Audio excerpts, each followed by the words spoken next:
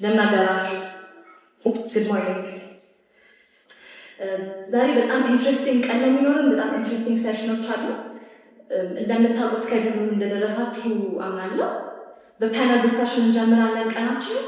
ከዛ በኋላ አካደሚክ ፔፐሮች ፕሬዘንቴሽን ይኖሩናል። ኢቭኒንጋችንን ደግሞ በኤግዚቢሽን የምንጀምር ይሆናል። የዛሬ ርዕሳችን ማፒንግ ኢትዮጵያን ውመን ኳስችን ኢን ሶሻል ሙቭመንት ዘ ኬዝ ኦፍ ኢትዮጵያን ስቱደንት ሙቭመንት ከ1950 እስከ 1974 ያለ። ይህንን ቶፒክ ዲስከስ ስናደርግ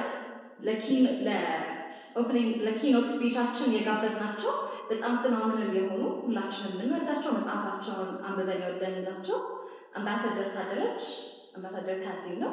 እባክዎትን ወደ መድረክ።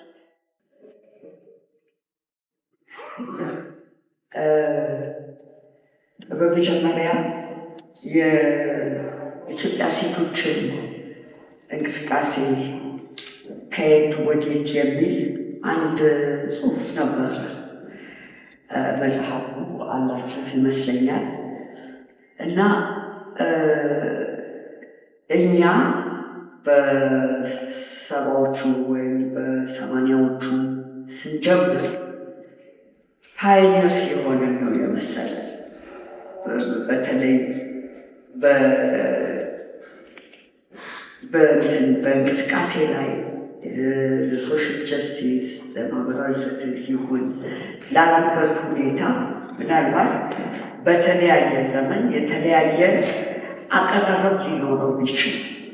ነገር ግን የኢትዮጵያ ሴቶች ሲነሳ አሁን እንደሚሉት ምዕራባዊ አገሮች ስላነሱት የነሱን በመገልበጥ የተነሳ ነው የሚሉ ሁሉ አሉ። እኔ አንዳንድ ጊዜ ሚዲያ ላይ ቀርቦ የሚናገሩ ሰዎች እንዴት በራሳቸው ተማመኑ ነው እንዲህ አይነት ነገር የሚናገሩት እላለሁ። ምክንያቱም እናንተም ሁላችንም ከመናገራችን በፊት ምን አለ አሁን እንደተናገሩት የሰልፍ ዌብ ሴንተር ላይ በጣም ብዙ ነገር አለ። ብዙ መታየት ያለበት ብዙ መገንዘብ ያለብን ነገር እና የኢትዮጵያ ሴቶች ሲጀምሩ ልክ ጣሊያን ኢትዮጵያ ልትወር 1936 አካባቢ በዛ ጊዜ ነው የተጀመረበት። ምክንያት የኢትዮጵያ መንግስት ምንም አይነት የነርስ ወይም የመጀመሪያ እርዳታ ሊያደርጉ የሚችሉ ሰዎችም የሕክምና ሰርቪስም ሊሰጡ የሚችሉ አንድም ነገር አልነበረም። በዛን ጊዜ የነበሩት ምሁራን የሚባሉ ሴቶች እንደነ ወይዘሮ ስንዱ ገብሩ እህታቸው፣ እንደነ ወይዘሮ ማን ናቸው ወይዘሮ ዘለጋሽ ብዙ ሰዎች ናቸው። ወይዘሮ ሳራ የሚባሉ ብዙዎች ሰዎች በዛኔ የነበሩ ይህን የቁስለኛ ነገር ማሰልጠን አለብን። አንዳንዶቹ ከነጭም የተማሩ ናቸው እንደነ ወይዘሮ ስንዱ አይነት እና ማሰልጠን አለብን በሚል አሁን አዲስ አበባ ሬስቶራንት የሚባለው የሴቶች ማዕከል ውስጥ ሴቶችን ቁስለኛ እንዴት እንደሚያዝ፣ ምክንያቱም ጦርነቱ አይቀሬ ነበረ። ፕሮፓጋንዳው ምኑ ያሉበት ሁኔታ በጣም አሳዛኝና አስቸጋሪ ነበረ። እኔ አንዳንድ ጊዜ አሁን ያንን ዘመን ታሪክ ሳየው እና አሁን ያለንበትን ለካ ታሪክ ራሷን ትደግማለች ሲባል እውነት ነው። የሚደግመው ስለማናነብ ነው። ምን እንደተደረገ ስለማናቅ ሁሌ አዲስ ይሆንብናል እንጂ የዛን ጊዜ ኢትዮጵያ ብቻዋን ቆማ መሳሪያ ባርኮ ተደርጎ ምን ብሎ ግን ሴቶቹ ይዘጋጁ ነበረ። ስልጠና ተሰጣቸው። እነኚህ ደጃዝማች ውቤ የሚባሉት እሳቸው ናቸው ቤቱን የሰጧቸው። ከዛም በኋላ ከጦርነቱ መልስ ብዙ ችግሮችን ለመፍታት ሴቶች ተደራጅተዋል። ተደራጅተው እንግዲህ ቁስለኞች እናነሱ፣ ዳግምነት ውስጥ ተሳተፉ፣ በምግብ ዝግጅት ሆነ በሁሉም በተባለው ነገር ሁሉ ተሳትፈው፣ ነገር ግን ከ5 ዓመት በኋላ ማህበሩ ግማሹ ሞተ፣ ግማሹ ተሰደደ፣ ግማሹ ታሰረ። ሸዋረገድገድሌ አይነት ሰዎች ታሰሩ። ብዙዎች እንደነ ወይዘሮ በላይነሽ ቀጀላም አይነት ብዙ ታሰሩ፣ ተንገላቱ። ወይዘሮ ስንዱ ተንገላተው ከአገር ወጥተው ስደት ሄዱ። ብዙዎቹ ሱዳን ነበረ የነበሩ ወይም እስራኤል ኢየሩሳሌም ይሄዷሉ እና ሲመለሱ የንጉሥ ልጅ ፀሐይ ኃይለ ሥላሴ ዋነኛ መሪ ነበሩ። ነርስ ስለነበሩ በነርስነት ያሰለጠኑ የነበሩ እሳቸው ናቸው እና ሲመለሱ ከጦርነቱ ሲመለሱ አይተውት ሰምተውት ገምተውት የማያውቀው አይነት ችግር ነው የገጠማቸው። ችግሩ ምንድን ነው? እጅግ በጣም ብዙ ተፈናቃይ፣ እጅግ በጣም ብዙ አዲስ አይነት ስራ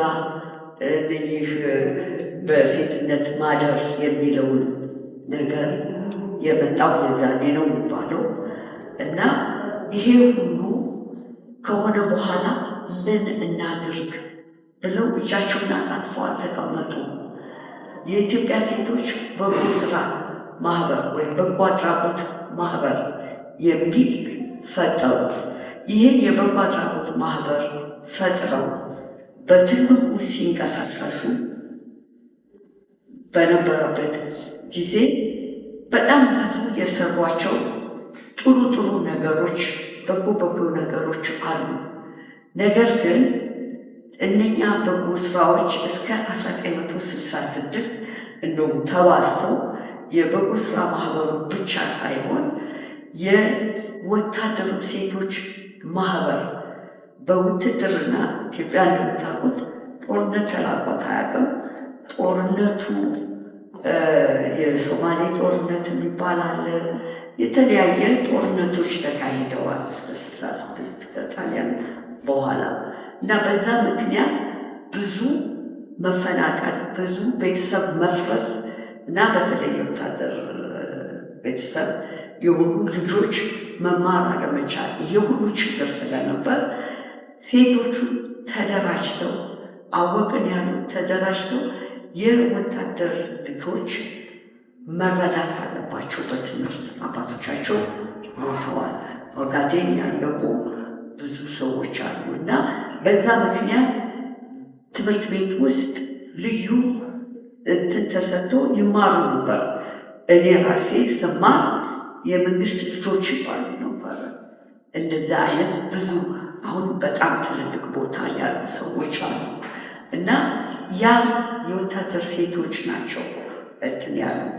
ሌሎችም የኢትዮጵያ ሴቶች ክርስቲያናዊ ማህበር፣ የኢትዮጵያ ሴቶች ተማሪዎች ማህበር፣ በውጭው ዓለም ደግሞ እኔ እዚህ እስካለው ድረስ አላውቅም ነበር፣ ግን ውጭ ከወጣ ወዲያ ለትምህርት የኢትዮጵያ የተማሪዎች ማህበር የሚል ነበር እና ሁላችንም እዛ ውስጥ እንሳተፋለን። ብዙ ነገሮች ይካሄዱ ነበረ። ልዩነቱ ምንድን ነው? የሚከተሉት አቀራረብ አፕሮች ይለያል። እስከ 66 በፌርዌል የመብት የምናምን አለ ባይሉትም ግን እዛ ውስጥ አለ። ነገር ግን የቸርነት የበጎነት አቀራረብ ነው የነበረው። በኋላ በ1966 አብዮት ከፈነዳ በኋላ ሴቶች ሌሎችም ሁሉ የተደራጀ ነገር ነበራቸው።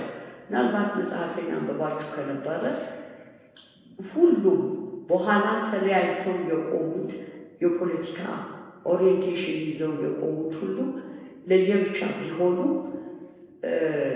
መጀመሪያ ላይ መንግስትን ለማሳሰብ ሁኔታዎችን ለመጀመር አንድ ላይ ነው የቆሙት።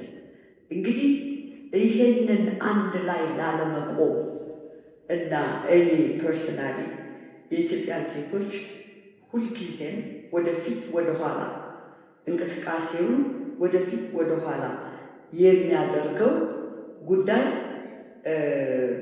በቅጡ መታየት ያለበት ይመስለኛል። ለምሳሌ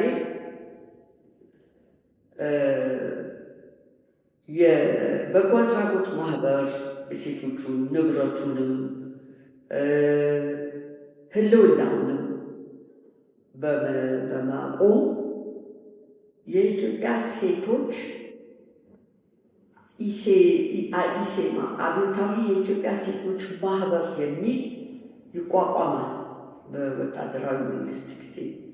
ይሄ አብዮታዊ ወታደራዊ ሴቶች እንትን የፖለቲካ ፓርቲ ክንፍ ነው። የፖለቲካ ፓርቲ ክንፍ ሆኖ መቀጠሉ ችግር አይደለም፣ ሊሆን ይችላል።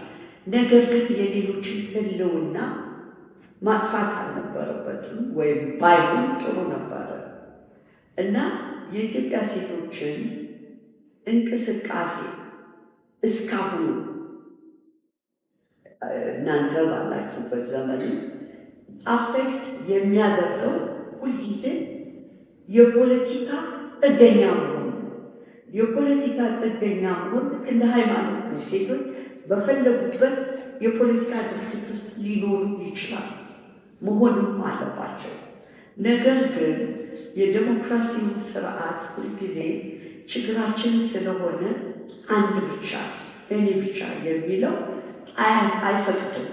ሌሎች ሴቶችም በተለያየ ፓርቲ ውስጥ ሊደራጁ የሚችሉበት ሁኔታ የለም።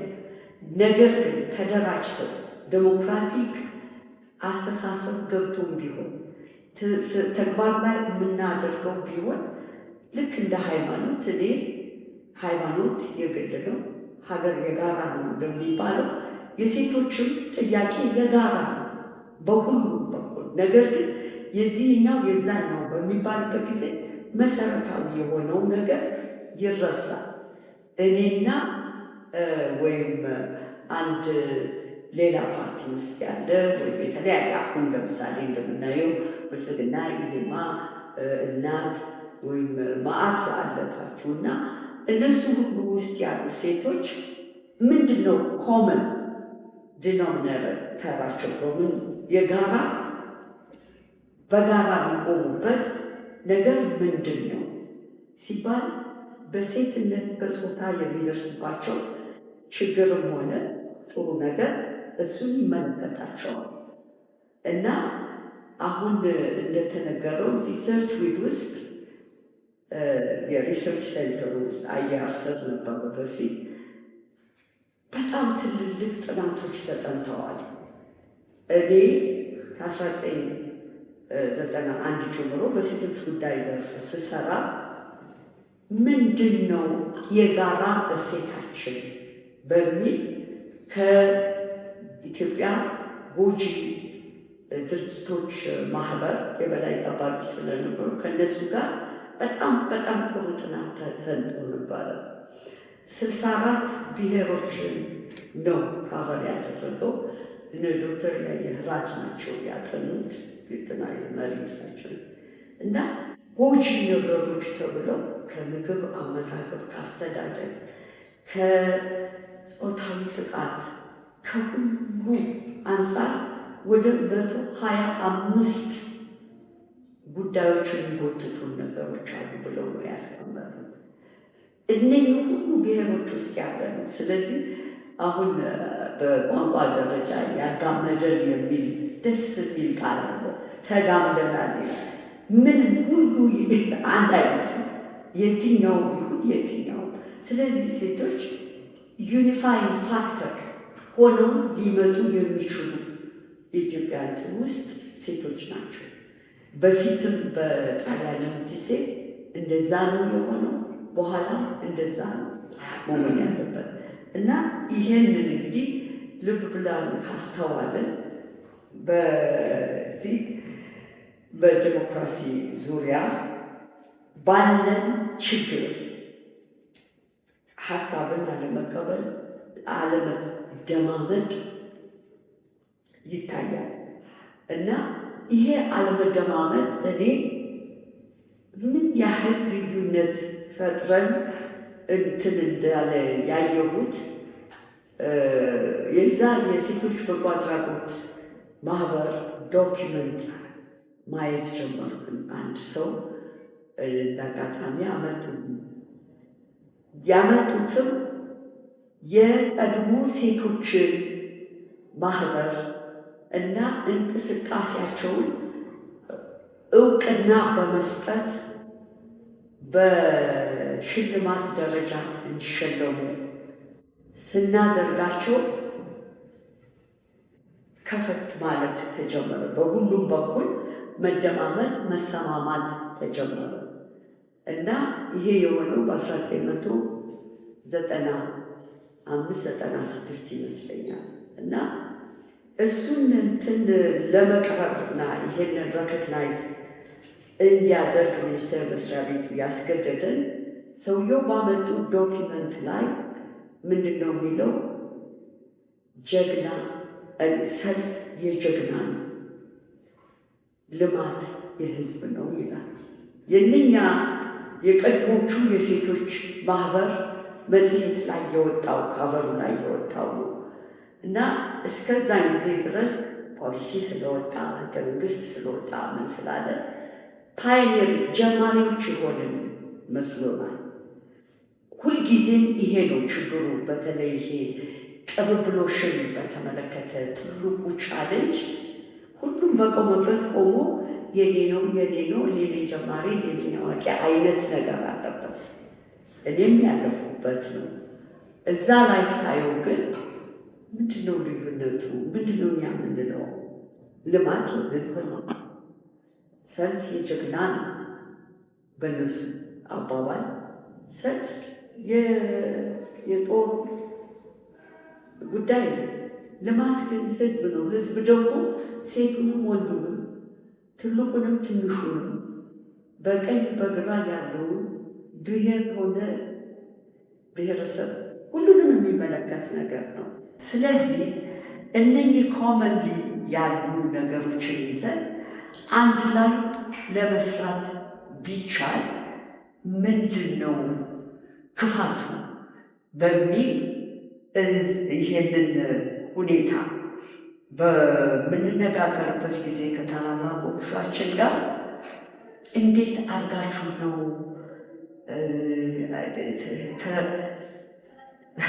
በጣም በጥሩ ቋንቋ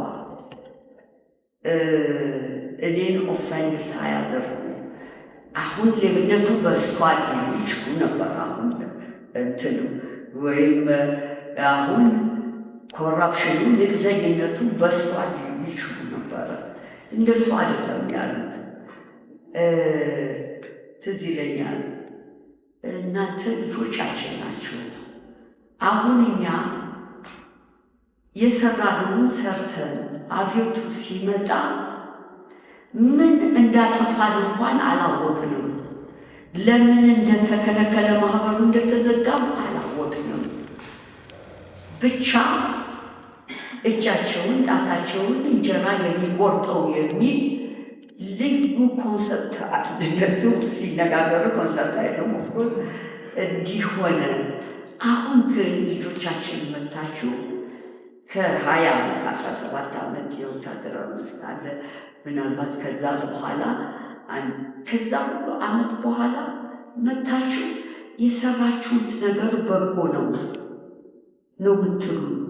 ለዚህ ነው እኛ በጎ መሆኑን አውቀን ነበር የሰራነው። አሁን ግን ልጆቻችን መታችሁ ከ20 ዓመት 17 ዓመት የወታደራዊ ውስጥ አለ። ምናልባት ከዛ በኋላ ከዛ ሁሉ ዓመት በኋላ መታችሁ የሰራችሁት ነገር በጎ ነው ነው ምትሉ። ለዚህ ነው እኛ በጎ መሆኑን አውቀን ነበር የሰራነው። አሁን ሲታገድ ማህበሩ ግን ጥፋቱ ምን እንደሆነ አላወቅንም ነበር። አሁን እጅ ለእጅ እንሰራለን ተያይዘን። ነገር ግን እናንተ ገንዘብ ከየት ታመጣላችሁ? እኛ እኮ ከራሳችን መሬት ነበረን፣ ይሄ ነበረን፣ ክራይ ነበረን። ከዛ አውጥተን ነው። ሁለተኛ ፈንድሬስ ነው የምናደርገው። 5 ሳንቲም የሚያነሳ አልነበረም። አሁን ግን አሉ በዚህ ሁኔታ እንደ ቁስል እንዳየን ዝም ብሎ ይወራል፣ ይሰርቃል ለማለት ነው። እና ሌላው ከዲሞክራሲ ባሻገር ንቅዘት ትልቁ ችግራችን ነው። ማህበሩ አንድ ማህበር ሲያፈርስ አንድ ግሩፕ እንትንም አለው ምን ይገኛል ከዛ የሚልም ምሳሌ አለ። ስለዚህ ይሄንን በሚመለከት ምን አሉ? እኛ አሉ የዚህ የተናኘ ወርቅ ሴቶች ማዕከል ተናኘ ሁለተኛ ፖሊስ ጣቢያ ይሄ ብርሃንና ሰላም ክፍለ ከተማው ባለበት በታች ወርዶ ነው ያ ሲቋቋም ዓለም አቀፍ ኮምፒቲሽን ውስጥ ገብተን ነው። ተመሳሳይ ሴንተር ሃይፋ ውስጥ አለ እስራኤል። የኢትዮጵያው ለአፍሪካ እነኛው ሴቶች ያደረጉት ነበር። ግን ምንድን ነው የሆነው? ሌላ ፖለቲካ ኃይል ሲመጣ መቀጠል አልቻሉም፣ ፈረሰ። አሁን እስከነጭራሹ ሁሉ ነገር ፈርሷል፣ የለም በቦታውም የለም። እና እናንተ ስልጠና ሴተኛ አዳሪዎች ቋንቋችንን ሳይቀር ወቀሱ ትላል። እኛ እኮ የጎልማሳ ሴቶች ነው ያለው፣ እናንተ ደፋሮች ናቸው። በምክር ነው፣ በጣም ብዙ ምክር ነበር የሚሰጡት። እና እነዚህ ሁሉ እንግዲህ ቀደም ብሎ ከተደረጉት በኋላ ደግሞ ሲመጣ አንዷን እያፈረሰ የንብረታቸው አሁን የእስጢፋኖስ ፊት ለፊት ያለው ትልቁ ፎቅ ቱኩሎች ያሉት ዙሪያው 9 ፎቅ በልመና ሴቶቹ ናቸው የሰሩ። በኋላ መንግስት ነው ያወረሰው ክራቤቶች ነው።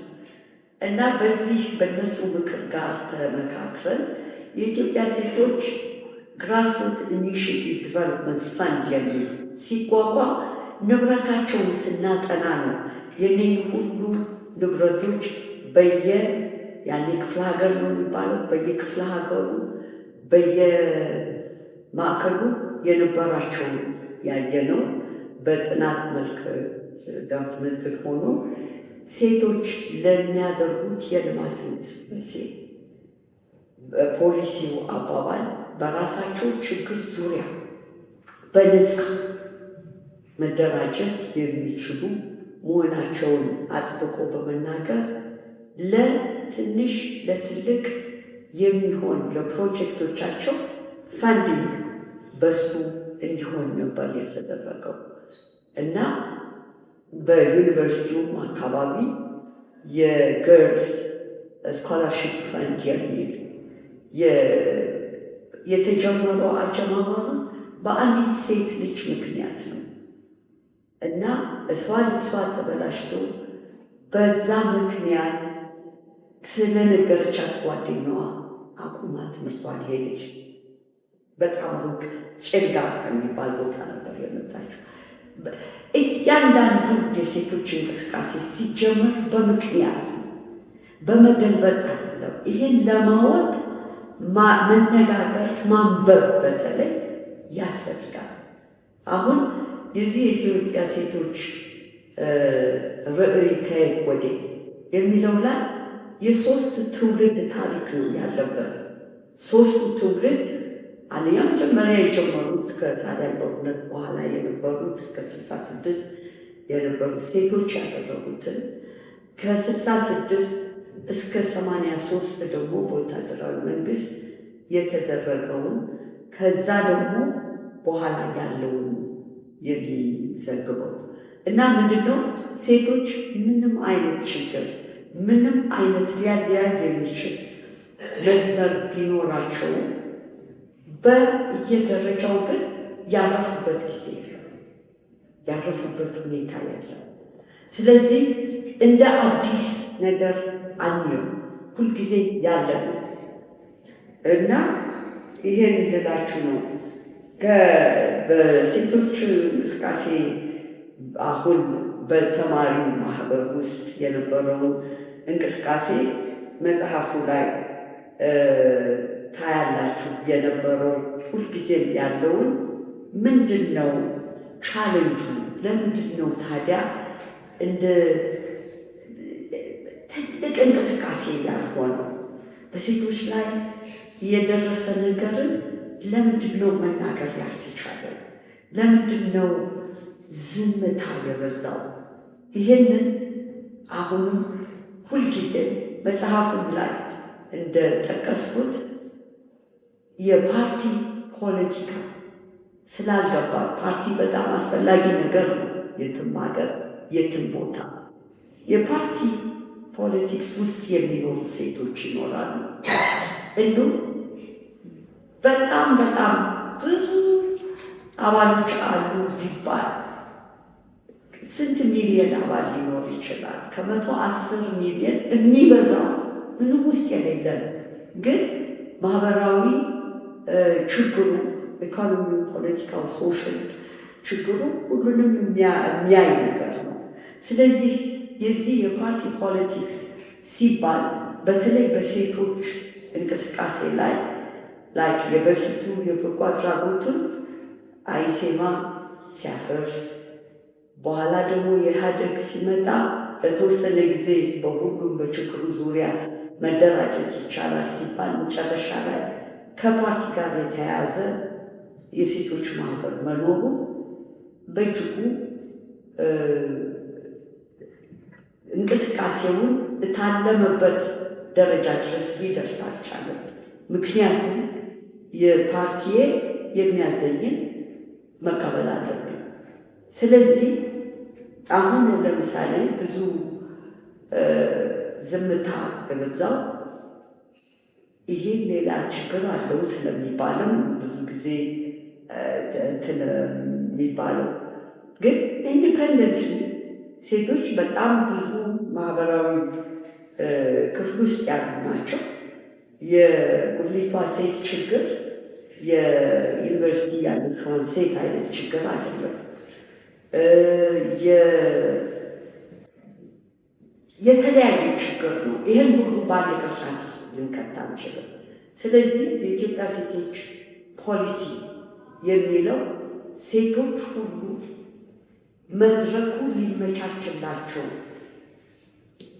ተደርጎ በየችግራቸው ዙሪያ በፈለጉት መልኩ ሊደራጁ ይችላል። አይነ ስውራን ማህበር፣ የአይነ ስውራን ሴቶች ማህበር ሊኖራቸው ይገባል።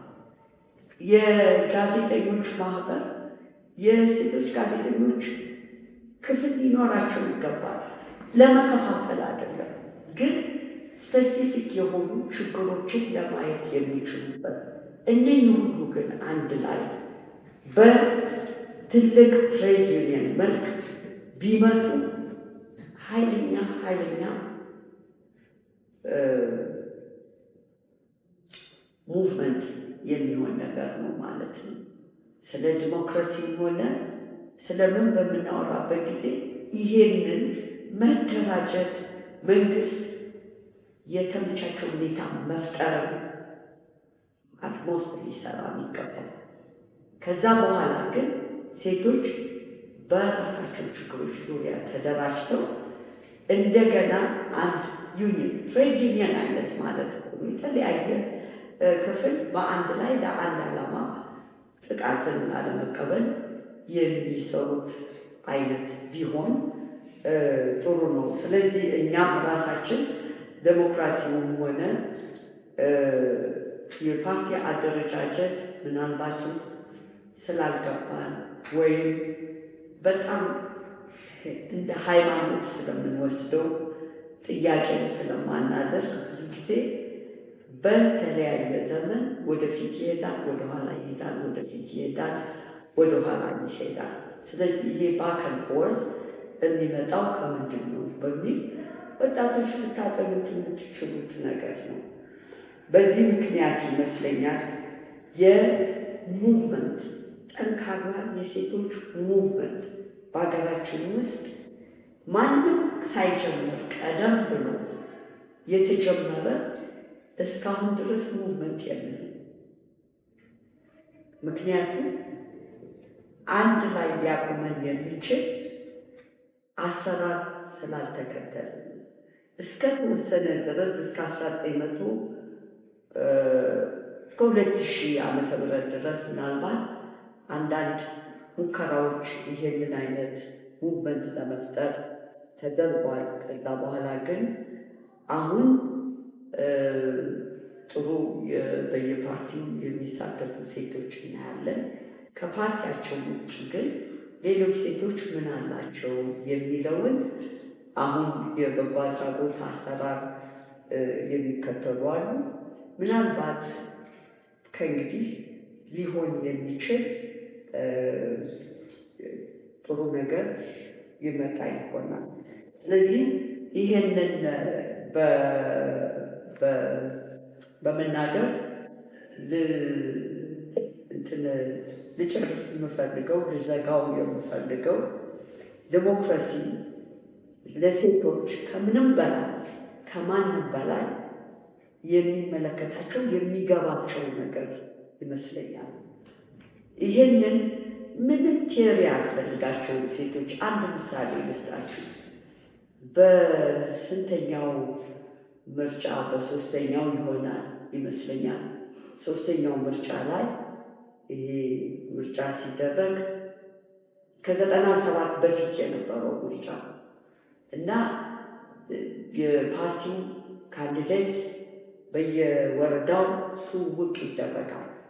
ትውውቅ ሲያደርጉ እዛ ሊሴ አካባቢ ያለ የአራዳ የፒያሳ ኤሪያ ነው እና ሴቶቹ ሲያዩ እንደ ከሌማ በምንም አይነት ተመርጦ እኛን የወረዳችንን ሊወክል አይችሉም ማለት ሴቶች ናቸው። ምንድን ነው ተባለ? ሚስቱን ሲደበድብ የሚያደር ልጆቹን ሲያሰቃይ የሚውል ራሱን መግዛት ያልቻለ እንዴት ብሎ ነው እሱ ህዝብን ወክሎ እዛ ሊወዳደር የሚችሉ? አይሆንም። ስለ ጮሁ ሰውየው ከእንትና እንትና አይደለም፣ ምንም ሩቅ መሄድ የሚያስፈልግ ነገር አይደለም። ዲሞክራሲ ድርጊት ነው፣ የምንኖረው ነገር ነው። አንድ ሴቷን ሚስቱን ወይም ልጆቹን ሲያመናጨቅና ሲቀጠቅጥ የሚውል ቴሌቪዥን ላይ ወጥቶ በጣም ትልቅ ቲዮሪ ሊያወራልን ይችላል። ይሄ ሴቶች የሚያዩት ነገር አለ። ስለዚህ ነው ሴቶች ለዲሞክራሲ ቅርብ ናቸው፣ በጣም ቅርብ ናቸው እና ጀነራላይዝ ማድረግ አልፈልግም፣ ያልሆኑ ሊኖሩ ይችላሉ። ግን ሴቶች በጣም ቅርበት ስላላቸው ብዙ ነገር መቻልን ስለሚያደርጉ የዲሞክራሲ እንትን ሩቅ እንዳልሆነ ለሴቶች እንዲገባንና እንድንኖረው ብንሞክር በጣም ደስ ይለኛል። አመሰግናለሁ። የአሁኑ ፓነላችን ከዛ ትውልድ የምንጋብዛቸው ሰዎች ይኖራሉ። የመጀመሪያው ወይዘሮ ነፃነት መንግስቱ ናቸው። ወይዘሮ ነፃነት መንግስቱ በቢዝነስ ማኔጅመንት እና ኦርጋናይዜሽናል ዲቨሎፕመንት ተመርቀዋል። በተለያዩ የዓለም ሀገራት እየዞሩ የካፓሲቲ ኢንሃንስመንት ስልጠናዎችን እና ልምድ ክፍፍሎችን ሲያደርጉ ቆይተዋል። የፕሮጀኒስት የሚባል በሴቶች ኤምፓወርመንት ላይ የሚሰራ የሲቪክ ሶሳይቲ መስራች እና ዳይሬክተር ናቸው። የመክሌት ማይክሮፋይናንስን መስራችና ዳይሬክተር ናቸው። በቀድሞ በኢያፓ ጊዜ የፖለቲካል አክቲቪስት ነበሩ። አሁንም ደግሞ በሲቪክ ሶሳይቲ ውስጥ እየተሳተፉ የሲቪል ሶሳይቲውን ለማጠንከር የሚሰሩ ሰው ናቸው። እሺ፣ በጣም አመሰግናለሁኝ። ይህንን እድል በማግኘቴ ደግሞ ይሰማኛል። እንግዲህ ስለ ኢትዮጵያ ሴቶች አስተዋጽኦ ታሪክ አምባሳደር ታደለች በረጅሙ ተናግረዋል። ግንዛቤም የፈጠርን ይመስለኛል እና እኔ ምናልባት ፎከስ መሆን እፈልጋለሁ። ማለትም የኢትዮጵያ ሴቶች ትግል ከየት ተነስቶ ነው ወዴት ነው የደረሰው? በተለይ ደግሞ ለእኔ አንድ ትውልድ የተቀበልኩት ምንድን ነው፣ የሰጠሁትስ ምንድን ነው የሚለው ላይ ነው መነጋገር የምፈልገው። አንድን ለምሳሌ እንደዚህ አይነት ርዕስ ስናነሳ በታሪክ ሂደት ውስጥ ከቶፍ ይር ወይም ጊዜ ወይም ፔሬድ መኖር አለበት ብዬ አስባለሁ። ምክንያቱም እኔ የተወለድኩት ጣሊያን ከሄድኩ በኋላ ከ10 ዓመት በኋላ ስለሆነ ነበረ። ከዚያ ጀምሬ ስለ ቅብብሎሽ ማውራት አልችልም። ከዚያ በፊትስ የነበረው ምንድን ነው ብዬ አሰብኩና ጣሊያን ከተባረረ በኋላ የኢትዮጵያ ሁኔታ ምን ይመስል ነበረ? ምክንያቱም ማንኛውም የሴቶች ጥያቄ ከማህበራዊ ፖለቲካዊና ኢኮኖሚያዊ ጋር የቅርብ ቁርኝት ስላለው ትንሽ ወደኋላ መለስ ብዬ ከጣሊያን ከተባረረች በኋላ የኢትዮጵያ ሉዓላዊነትን ለማስከበር እንደምታውቁት እንግሊዞች ትልቅ ሚና ተጫውተዋል።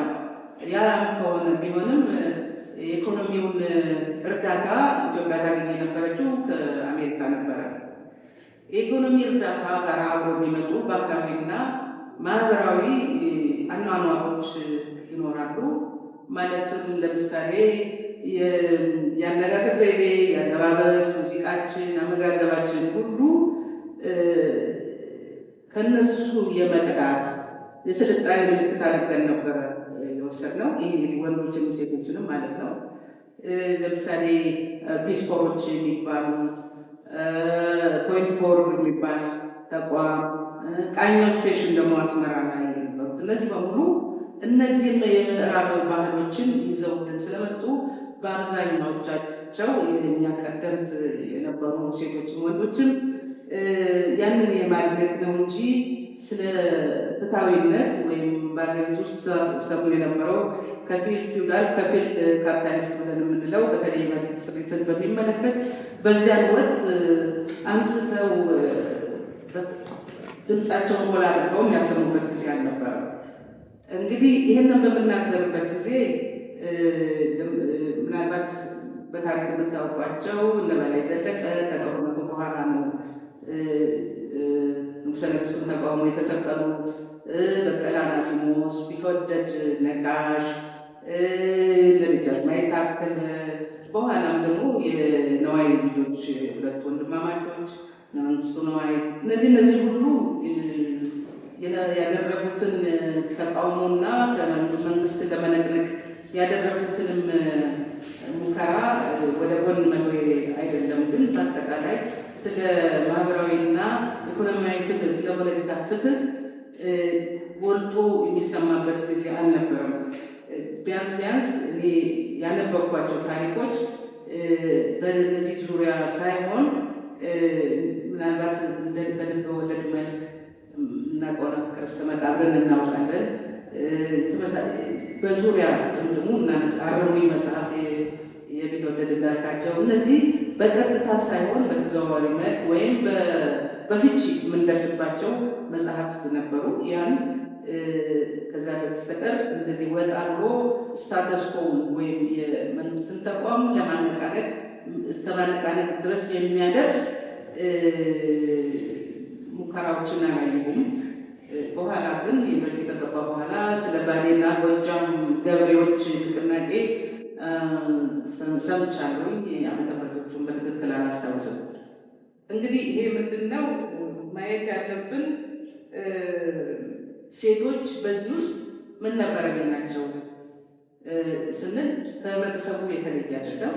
እንደነገርኳቸው ስልጣኔ የምንለካው በምዕራባውያኑ ባቀረቡልን በተገበረ ባቀረቡልን ባህልና አካሄድ የኑሮ ዘይቤያችን ሁሉ በዛ የተቃኘ ነበር ማለት ይቻላል። በዚህም ጊዜ ሴቶች ትምህርት ቤት ለመሄድ ብዙ እድል አላገኙም። ምናልባትም ቅድም የተጠቃቀሱት ሴቶች እውነቱን ለመናገር ከመደባቸው የተነሳ ማለትም ወይም ከቤተ መንግስት ጋር ግንኙነት ወይም ደግሞ በቤተ ክህነት በነገራችን ላይ ሲሶ መንግስት ነበራትና በቤተ ክህነት ቅርብ የነበሩ ወላጆች በመወለዳቸው እድሉን ያገኙ ናቸው። እድሉን ካገኙ በኋላ ዝም ብለው አይደለም። አንዳንዶቹ ፓርላማ ገብተዋል። ያው የሚታወቁት ወይዘሮ ስንዱ ናቸው። በሚኒስትሪያል ደረጃ ግን ሚኒስትር ዴኤታ ይመስለኛል ወይዘሮ መና ከተሳሳት እንጂ ሙሉ ሚኒስትርም አላስታውስም። ሚኒስትር ደረጃም የደረሱ ነበሩ። በርካታ የሆነ በጎ አድራጎት ስራዎችን የሰሩ ነበሩ። እውነቱን ለመናገር እንደገና በጣሊያን ጊዜ ከወንዶቹ ጋራ ተሰልፈው ስንቅ በማቀበል በስለላ የተለያየ ጥሩ ስራዎችም ሰርተዋል። ኮሪያና ኮንጎም ዘምተዋል። የእነዚህን ሴቶች ታሪክ አንብቤያለሁ። ጋዜጠኛና ደራሲዎችም ነበሩ። ለምሳሌ ሮማን ወርቅ ካሳሁንን ማንሳት እንችላለን። ሮማን ወርቅ ካሳሁን በጣም የማደንቃቸው ያልተነገረላቸው ሴት ናቸው። ያልተዘመረላቸው የሚባሉ ታሪክ ማለት ነው እና ስለ ኑሮ ዘዴ፣ ስለ ህፃናት አስተዳደግ በርካታ መጽሐፎች ጽፈዋል። ጥያቄው ግን ምንድነው? እነዚህ ሴቶች ወደ ቅብብሎሹ ስመጣ ማለት ነው እነዚህ ሴቶች ይህን በርካታ ስራ ሰርተዋል ማለት እውቅናቸው ምን ያህል ነው ብለን ብናስብ ዛሬ እንደገና የምንጠይቀው ነገር ይኖራል። ከሁሉም በላይ እንበልና ወታደር ሆነው የዘመቱት፣ ሚኒስትር ሆነው የተሾሙት በዚያ በጣም እጅግ አስቸጋሪ በሆነ ሲስተም ውስጥ በሴትነታቸው ያጋጠማቸው ፈተና ምን ምንድን ነው? ወልደው ሲገኙ ስራቸው ላይ የሚኖረው ጫና እንዴት ነው የፈቱት? ቤታቸው ውስጥ በትዳር ላይ የቤት ኃላፊ ሆነው ሲሰሩ ከመደበኛው የስራ ወይም ደሞዝ ከሚከፈልበት ስራ ጋር እንዴት ያገናኙት? በየመንገዱ የሚያጋጥማቸውን ጋሬጣ እንዴት ነው የነቀሉት?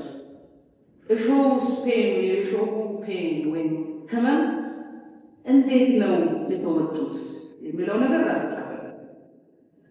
ለእኛ ከነሱ እኔ የኔ ትውልድ እንዳልኳቸው ከ10 ዓመት በኋላ ተወለድ ነው። እኛ ልንቀበለው የሚገባል ገድላቸውን አስተዋጽኦአቸውን ብቻ ሳይሆን እንዴት ነው የሄዱበት፣ እንዴት ነው የሰሩት፣ ምንድን ነው ያጋጠማቸው? በሴትነታቸው ያጋጠማቸው እጅግ በርካታ ነገር ይኖራል። ጾታዊ ትንኮሳ ለምሳሌ በየቦታው ሴት ከሆነች ችግር የለውም፣ ማንም ነው የሚተነኮሳት። የጾታ ትንኮሳ እንዴት ነው ያስተናገዱት እነዚያ እናቶቻችን?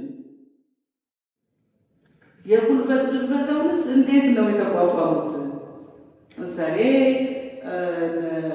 ኮሎኔል አስቴር አያናን አስታውሳለሁ። የኮሪያ ዘማቾች ነበሩ፣ ኮንጎም ሰርተዋል።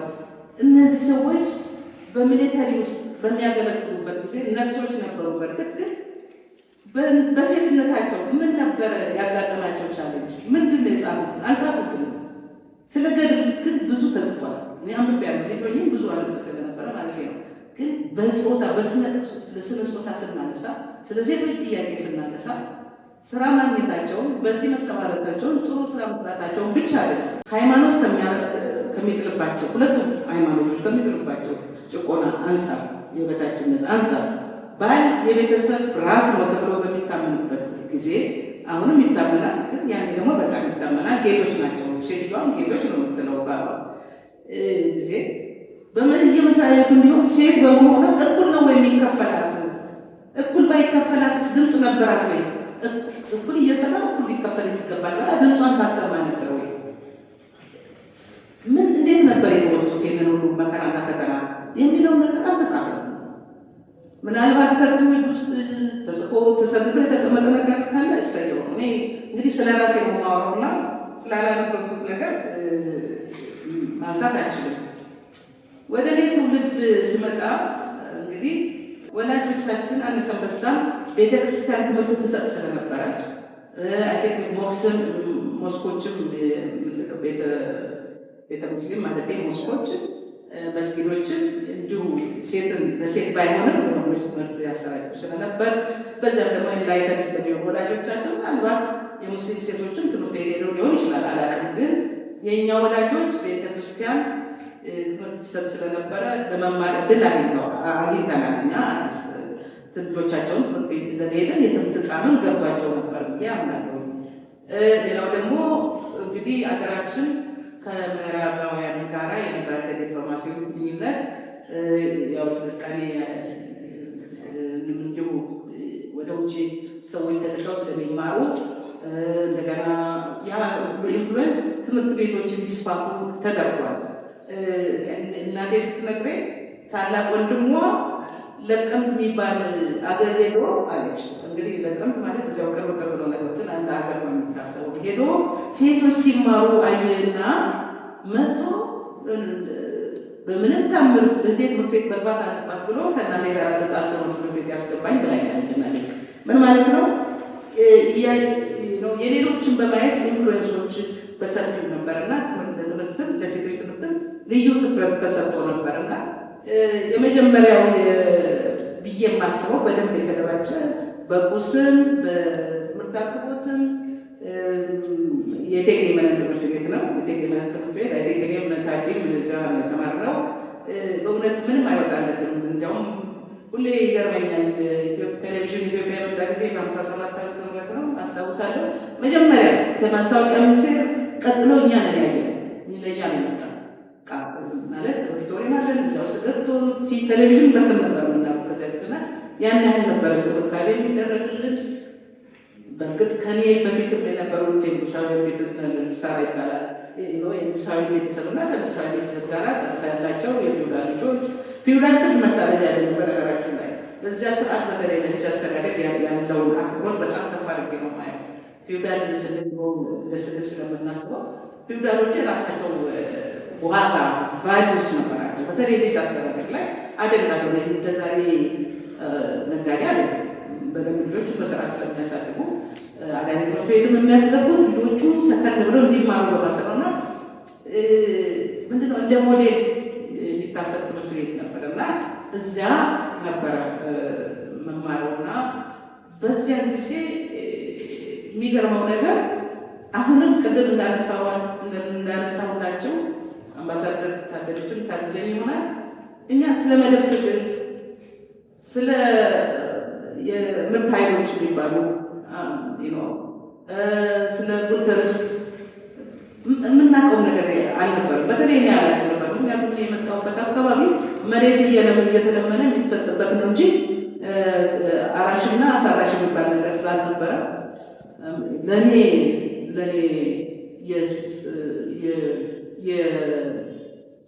የጉልትና የመሬት ስሪት ጥያቄ የሚገባኝ ማለት ነው። ስለዚህ ምንድነው ከየቦታው ተሰባስበን ነው እዚያ ቤት ያለ ነው አፕሪሼት የምናደርገው። ጎበዝ ተማሪ አፕሪሼት እናደርጋለን። ቆንጆ ልብስ አፕሪሼት እናደርጋለን።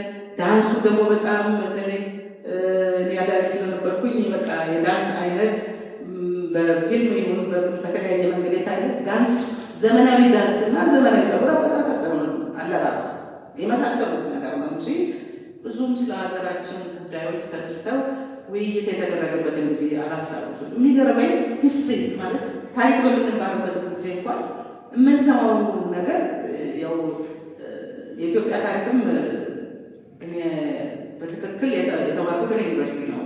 ያው የአውሮፓ ታሪክ ነበረ። የአውሮፓና የኤንሸንት ሲቪላይዜሽን እንደዚህ ስለነበረ ስለ አገር ፍቅርና ስለ አገር ክብር አንስተን የምንወያይበትን ጊዜም አልነበረም።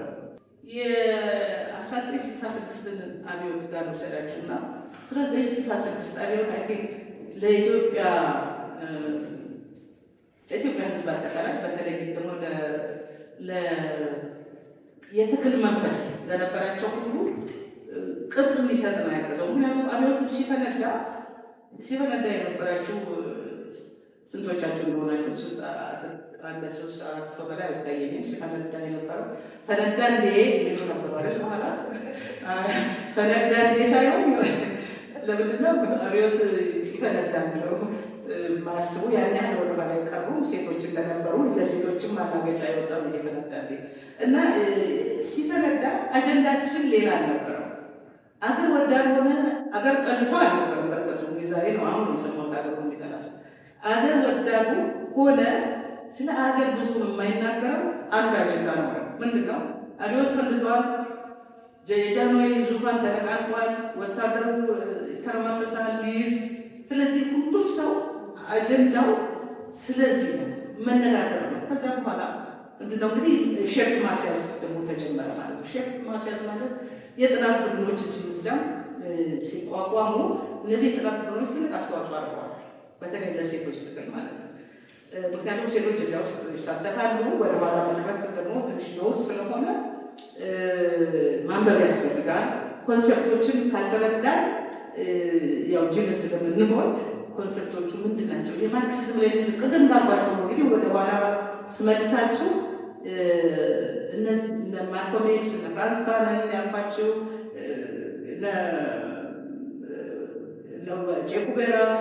ቼኩቤራ ዓለም አቀፋዊ ነበረ። ስለዚህ የእነሱ ሁሉ የማርክሲስት ሌኒኒስት ነው መሰረት ርዕዮተ ዓለም የሚከተሉት ርዕዮተ ዓለም እና እኛም ባይ ዲፎልት ማርክሲስት ሌኒኒስት ሆነናል ማለት ነው።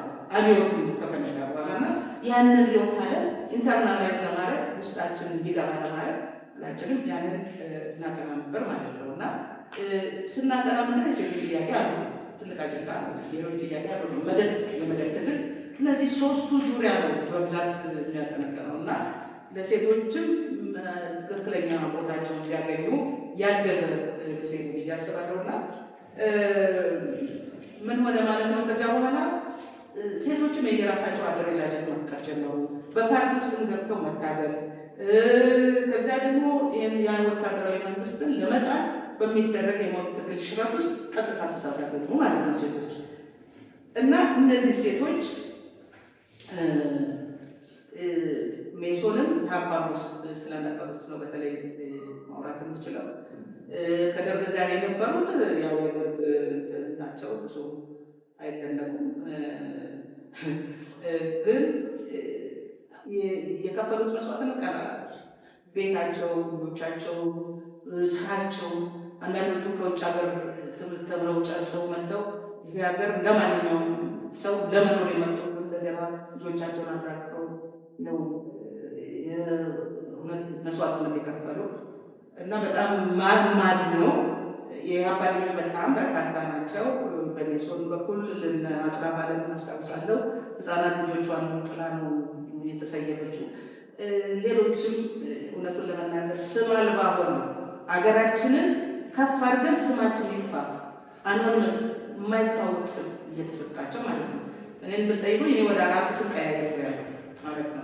በዚያ መካከል በሞት ኖሮ ነፃነትን ማንም አያውቃትም፣ ማንም አያውቃትም። በሆነ በአንደኛው ስም ነው፣ ሌላውን አካባቢ አካባቢ በሌላ ስም ነው ያገኝና ነፃነትን ይሄ ስትፈልጉ ነበር ትኖሩት። ለምንድነው?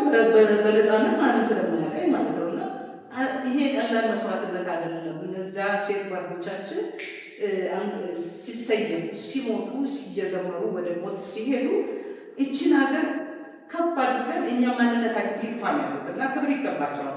አንድ ያቀርቡላቸዋል። እንግዲህ የእነዚህ ሴቶች መሞት ብቻ አይደለም፣ በግርፋት በማህፀናቸው ውስጥ ብረት የጋለበት የለም። መጥበሻ ላይ የተጠበሱ ቀበሌ 35 ማስላት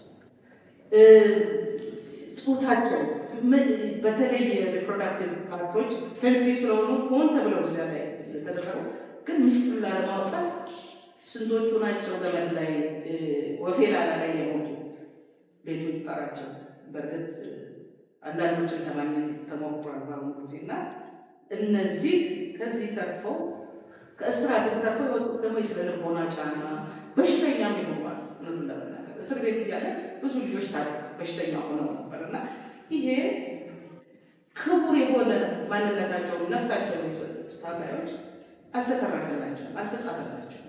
ለልጆቻቸው የሚተላለፍ ነገር እያለ እንዲህ አይነት ስብዕና፣ የሀገር ፍቅር፣ ጥንካሬ፣ ጀግንነት የተሸከማ መቃብሯ ያልተገኘ ሴት ታሪክ አልተተረከ፣ አልተጻፈ።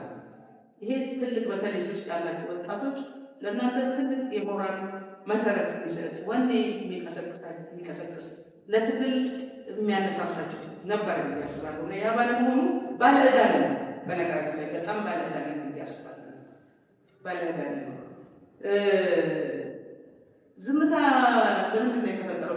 ስለ ዝምታ ተነስቶ ነበር። ይገርመኛል። የራሴ አንድ ወጣት እንኳን አይደለም በመካከለኛ እድሜ ላይ ያለ ሰው ስለ አባቱ ታሪክ ከሰው ነው የሰማው፣ ተጽፎ ከሰው ነው የሰማውና በጣም አዘንና ምን ማለት ነው? እንዴት ነው አንተ ለኔ ቁጭ አድርገህ ይህንን ያለበት አባቴ አይደለም እኔም እናቴ አይደለም እንድባል ልጆችን ሊያውቁ ፈልጋል። ደግሞ ፌርም አይደለም የሌላ ልጅ ሊታገልልን አንፈልግም። የእኛ ልጆች መታገል አለባቸው አገራችን ነው ማለት ነው። እና የትግል ስሜትን ኢንስቲል ለማድረግ እናቶች በተለይ በዚህ ትግል ውስጥ ያለፉት ትልቅ ሚና አለ። የእነሱ ድርሻ ትልቅ ነው ብዬ ነው። ኢንተርጀነሬሽናል ወይም ቅብብሎች ስንል ይህንንም ነው የምናቀባበለው እንጂ ሌላ ነገር አለ። መልካም መልካሙ መልካም ነገር ሌሎችን ቅድም የተባሉትን ማህበራዊ ነገሮችን አስተዋጽኦችን መቀባበል ትክክል ነው። ነገር ግን የትግል ስሜትን የትግል መስዋዕትነትን እየተቀባበል አይደለም። አደራ የምለው ምንድን ነው? አሁንም ጊዜው አልፏል ማለት ነው። ትውልድ ገና ወደፊት ስለሚቀጥል ያለፉት እናቶቻችን እዚህ ውስጥ ያላቸው ወይም ወንዶችም ሴቶችም ለመማር ለማጥናት የበለጠ ጥረት እንድታደርጉ አደራ እላለሁ።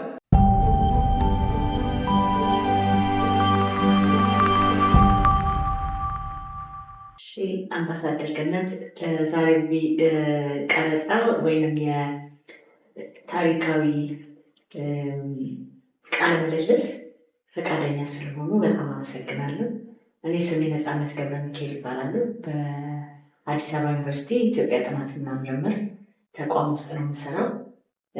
ይሄ በዛሬ ከእርሶ ጋር ያገናኘን ዋና የጥናት ክፍል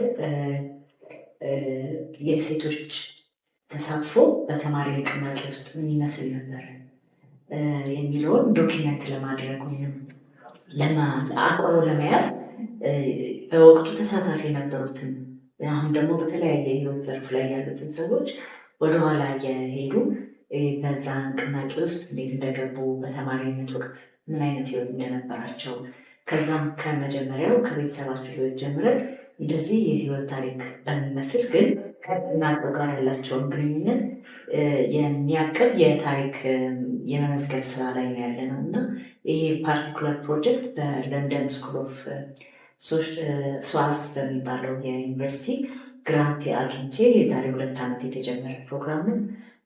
ጥናቱ የአርካይቫል ጥናት ወይም ንባብ በወቅቱ የተማሪ ንቅናቄ ወረቀቶች ተብሎ የተፈረጁትን ደግሞ ከሴቶች ጥያቄ እና ከሴቶች ተሳትፎ አንጻር ያነባል።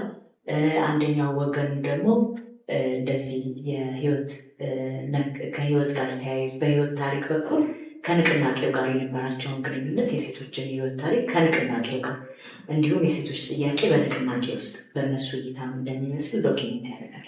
ስለዚህ ዛሬ በሁለተኛው የጥናት አካሄድ ምክንያት የእርስዎን ህይወት በንቅናቄ ውስጥ እና የሴቶች ጥያቄ በንቅናቄ ውስጥ በእርሶ ትውስታ ለማቅረብ ነው የመጣ ነው። በጣም አመሰግናለሁ ፈቃደኛ ስለሆነ። እኔም በጣም ደስ ብሎኛል። እኔ አንዷ የሴቶች ትግሎች የሴቶች አስተዋጽኦዎች በኢትዮጵያ ታሪክ ውስጥ ብዙ አልተመዘገበም፣ ሪከርድ አልሆነም፣ ታሪክ እንደማይሰሩ ሁሉ ብዬ ብለን ከምንጸጥተው ሴቶች አንዷ ስለሆንኩኝ ይህንን እድል ስለሰጣችሁ በጣም ደስተኛ ለእኔና ለጓደኞች ይሄ እድል በማግኘታችን ከዚህ ዓለም ሳናልፍ ይሄ ሬከርድ ሆኖ ወደፊት ለወጣቶች ወንዶችም ሴቶችን አስተማሪ ይሆናል የሚል እምነት ስላለኝ እኔ በጣም ደስተኛ ነኝ። ስለዚህ መጀመሪያ ወደ ንቅናቄው ከመግባታችን በፊት እንደው ስታድጊ ከአስተዳደግሽ፣ ከቤተሰብ፣ ትምህርት ቤት ህይወትሽን ጠቅላላ አድርገሽ ከዚህም አንጻር ትንሽ ባክግራውንድ ወይም መግቢያ ነገር ትሰጪ። ገነት ማነች? መቼ ተወለደ?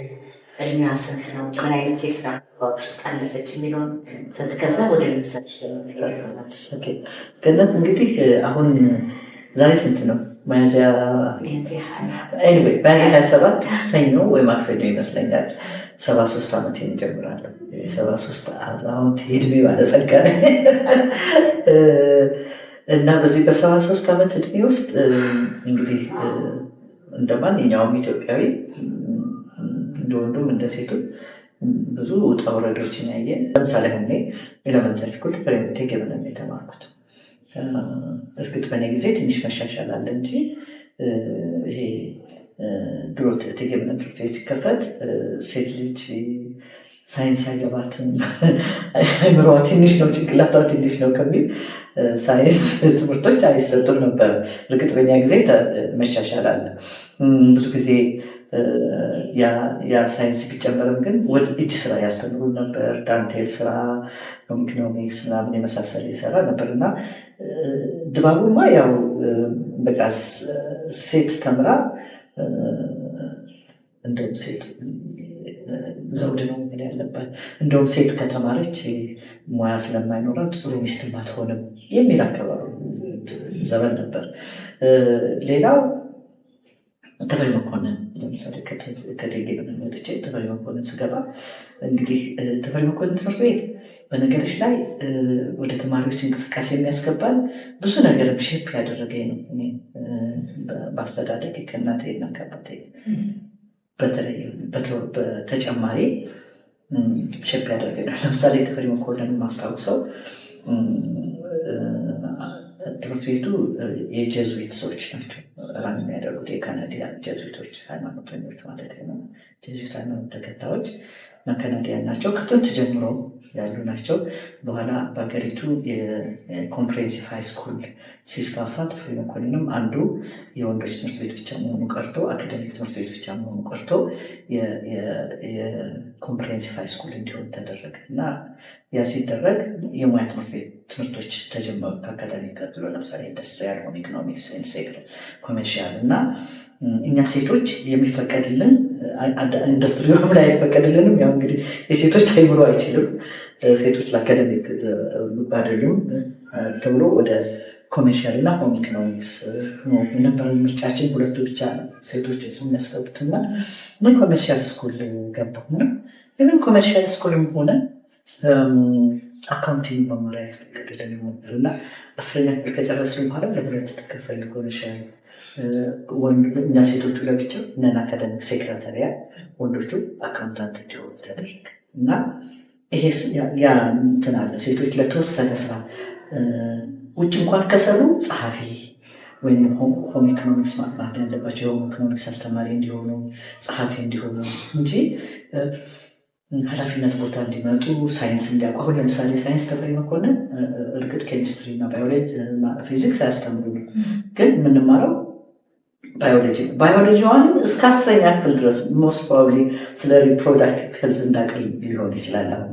ያን ያልጠየቅ እና ይሄ እንትን ነበር። ይሄ መለየት ሴግሪጌሽን፣ ይሄ ዲስክሪሚኔሽን ነበር በሴትና በወንድ መካከል። ሴት በቃ ያው ለቤት ውስጥ ስራ ለሚስትነት፣ ለጥሩ ሚስትነት ከሆነም ደግሞ ለጸሐፊነት በቃ ወንዱ ኃላፊ ይሆናል፣ እሷ ወንዱ የበታች ሆና ጸሐፊ ሆና እንድትሰራ ነው።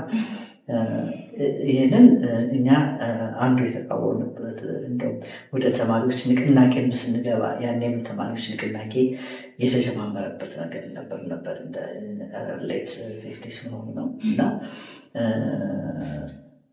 እና የከረንት ኤቨንትስ ክለብ የሚባል ነበር። ከረንት ኤቨንትስ ክለብ የተማሪዎች ክለብ ነው። እዛ ዲቤት ይደረጋል። ስለ ከረንት ኤቨንትስ እንደሆነ ስለ የዓለም ሁኔታዎች፣ ስለ ሀገራችን ሁኔታ ስለምናምን ዲቤት ይደረጋል። እዛ ውስጥ እንሳተፋለን። የሴቶች ጥያቄም እዛ ውስጥ ይነሳል እና እዛ ዲቤት እናደርጋለን። እንደው በዛ ጊዜ እንደውም ስለመኳኳል አንቺ በቃ ራስሽ ሁኚ፣ ሴቷ ራሷ መሆን አለባት። ይሄ እንግዲህ እኔ ሁለተኛው ባችን ተፈሪ መኮንን እና ከኛ በፊት የነበሩት ልጆች አሉ ተለቅ እድሜያቸው ተለቅ ያለ ኮሜርሻል እና ይሄ ነገር ሲከፈት እድሉ ሲከፈት ከአካዳሚክ 10ኛ ክፍል ምናምን ወጥተው የገቡ ይመስለኛል። 10 ምናልባት 11ኛ ግን ቀጥታ ስንተኛ ስናልፍ ነው ሄድነው እና ከንፈር መቀባት ተጀመረ፣ ሊፕስቲክ ፓውደር መደረግ ተጀመረ እና ደግሞ ጫማ ሲጀምር እሱ ሁሉ እየተቃወምን እንደውም አንድ ግጥም ትዝ ይለኛል። መስፍን ሀብቱ የሚባል የተማሪዎች በኋላ አዲስ አበባ ዩኒቨርሲቲ የጉዞ ሊደር የተማሪዎች ሊደር ነበር። አሜሪካን ሀገር ሄዶ ነው የሞተው። ኬሊም ሰልፍ ይላሉ ዛ የሞተው እና ቀዩን ቀለም አጥፊ ከከንፈርሽ ላይ ቁንጅና ውበትሽ አድምቆ እንዲታይ በመሰላል ጫማ ስትሄጂ ምናምን እያለ በቃ እና ይሄ ራስን መሆንን በቃ እንግዲህ ሴት በውበቷ ነው፣ በአፍንጫዋ፣ በፀጉሯ፣ በሰውነቷ ነው የሚለውን ትተሽ ራስሽን ሁኚ። የሴት ውበቷ ውስጧ ነው፣ ይሄ ላይ ያለው ብልጭልጩ ነገር አይደለም የሚለውን እዛ ነው ያሳየን የተማርነው እና ብዙ ነገር ዲስከስ ይደረጋል። የእሱ ዘፈን ናት። የእሱ ዘፈን ናት። መስናቱ ምንም አልረሳውም እና ራሳችንን እንድንሆን ወደ ቁም ነገር እንድንሄድ ከዛ ለካ በቃ የሴቶች እኩልነት ሴቶች ለካ እኩል የሚለውን ነገር ጭንቅላታችን ውስጥ ገባ። በኋላም በኋላ ዩኒቨርሲቲ ውስጥ እያለን በተለይ እንትን እያለን የኤንግልስም ራሱ ኦሪጂን ኦፍ ፋሚሊ ፕራይቬት ፕሮፐርቲ ኦሪጂን ኦፍ ፋሚሊ የሚለውም ደግሞ ሴቶች በተፈጥሯቸው ደካማ አይደሉም፣ ጭንቅላታቸውን ደካማ አይደሉም። የሴቶች ቆና የመጣው ከድሮ ጀምሮ ይሄ ማቴሪያሊስት ቁሳዊ ነው፣ የቁሳዊ አስተሳሰብ ነው።